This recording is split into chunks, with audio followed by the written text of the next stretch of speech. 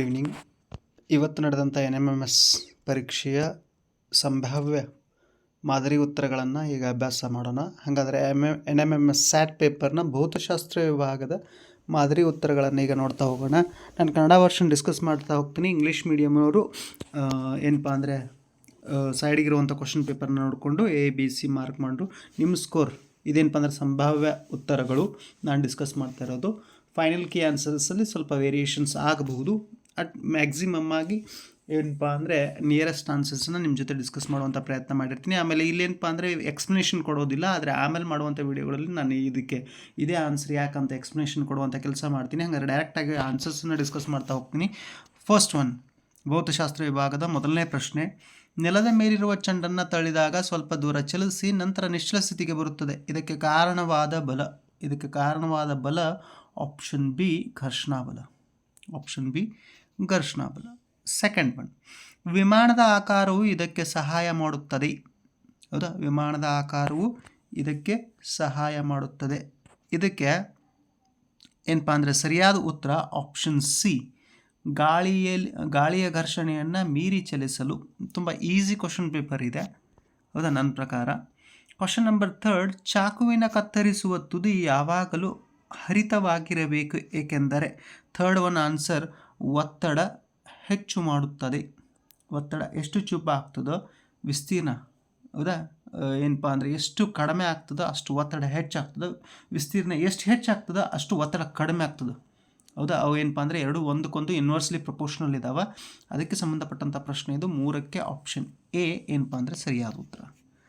ಇನ್ನು ಪ್ರಶ್ನೆ 4, ಚಿತ್ರದಲ್ಲಿ ಕಾಣಿಸುವ ನೀರು ತುಂಬಿದ ತೊಟ್ಟಿಗೆ PQRS ಕೊಳಾಯಿಗಳನ್ನು ಅಳವಡಿಸಲಾಗಿದೆ. ಕೊಳಾಯಿಗಳಲ್ಲಿ ನೀರಿನ ಒತ್ತಡವನ್ನು ಸೂಚಿಸುವ ಸರಿಯಾದ ಏನಪ್ಪ ಅಂದರೆ ಕ್ರಮ ಅಂತ ಕೇಳಿದ್ದಾರೆ. ಪ್ರಶ್ನೆ 4. ಹಂಗಾರೆ ಸರಿಯಾದ ಕ್ರಮ ಪ್ರಶ್ನೆ 4 ಯಾವುದಪ್ಪ ಅಂದರೆ ಆಪ್ಷನ್ ಡಿ, ಹೌದಾ. P is greater than R, R is greater than S, S is greater than Q.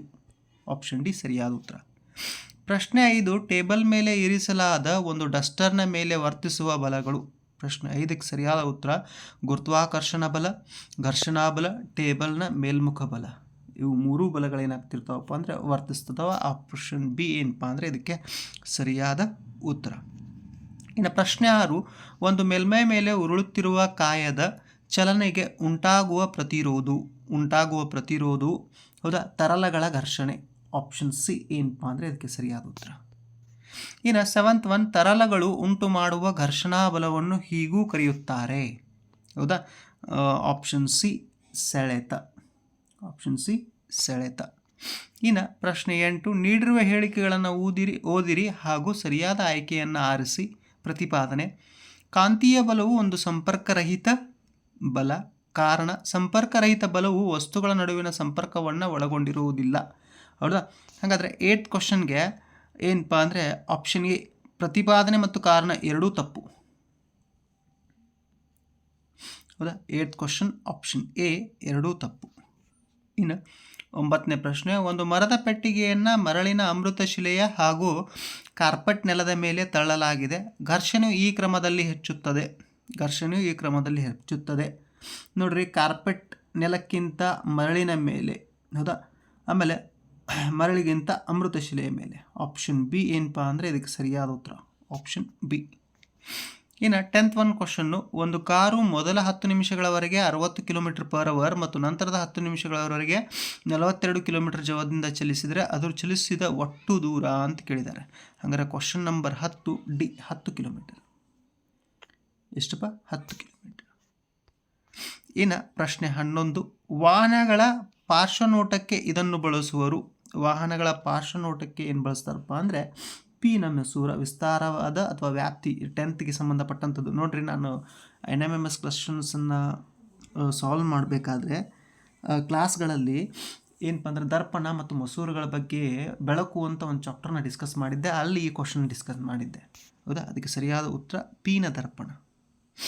Next question number 12, ಇವುಗಳಲ್ಲಿ ಬಲ್ಬ್ ಬೆಳಗುವ ವಿದ್ಯುತ್ ಮಂಡಲವನ್ನು ಗುರುತಿಸಿ. ಬಲ್ಬ್ ಬೆಳಗುವಂತಹ ವಿದ್ಯುತ್ ಮಂಡಲ 12 ಆಪ್ಷನ್ ಬಿ. ನೋಡಿರಿ, ಸರ್ಕ್ಯೂಟ್ ಕಂಪ್ಲೀಟ್ ಆಗಿರಬೇಕು. ಇಲ್ಲಿ ಸರ್ಕ್ಯೂಟ್ ಕಂಪ್ಲೀಟ್ ಇದೆ ನೋಡಿರಿ, ಹೌದಾ. ಮಂಡಲ ಪೂರ್ಣಗೊಂಡಿರಬೇಕು. ಹಾಗಾದರೆ ಆಪ್ಷನ್ ಬಿ ಏನಪ್ಪ ಅಂದರೆ ಸರಿಯಾದ ಉತ್ತರ. ಹಾಗಾದರೆ ಇಲ್ಲಿವರೆಗೂ ನಾವೇನು ಮಾಡಿದ್ವಿಪ್ಪ ಅಂದರೆ ಭೌತಶಾಸ್ತ್ರಕ್ಕೆ ಸಂಬಂಧಪಟ್ಟಂತಹ 12 ಪ್ರಶ್ನೆಗಳನ್ನು ಡಿಸ್ಕಸ್ ಮಾಡಿದ್ವಿ. ಸ್ವಲ್ಪದರಲ್ಲಿ ಏನು ಮಾಡ್ತೀನಪ್ಪ ಅಂದರೆ ಒಂದು 5ರಿಂದ 10 ನಿಮಿಷದಲ್ಲಿ ರಸಾಯನಶಾಸ್ತ್ರಕ್ಕೆ ಸಂಬಂಧಪಟ್ಟಂತಹ ಕೀ ಆನ್ಸರ್ಸನ್ನು, ಹಾಗೆ ಜೀವಶಾಸ್ತ್ರ, ಸಮಾಜ ಎಲ್ಲನೂ ಡಿಸ್ಕಸ್ ಮಾಡ್ತೀನಿ. ಒಂದು 2-3 ಗಂಟೆಯಲ್ಲಿ ಎಲ್ಲ ಕ್ವಶನ್ ಪೇಪರ್ ಡಿಸ್ಕಸ್ ಮಾಡಿ ಇವತ್ತು ನೈಟೇ ಮ್ಯಾಟ್ ಕ್ವಶನ್ ಪೇಪರ್ನ ಡಿಸ್ಕಸ್ ಮಾಡ್ತೀನಿ. ಉಳಿದ ಕ್ಲಿಪ್ಗಳನ್ನು ನೀವು ಆಮೇಲೆ ವೀಕ್ಷಿಸ್ರಿ ಅಂತ ಹೇಳ್ತಾ ಥ್ಯಾಂಕ್ ಯು ಸೊ ಮಚ್.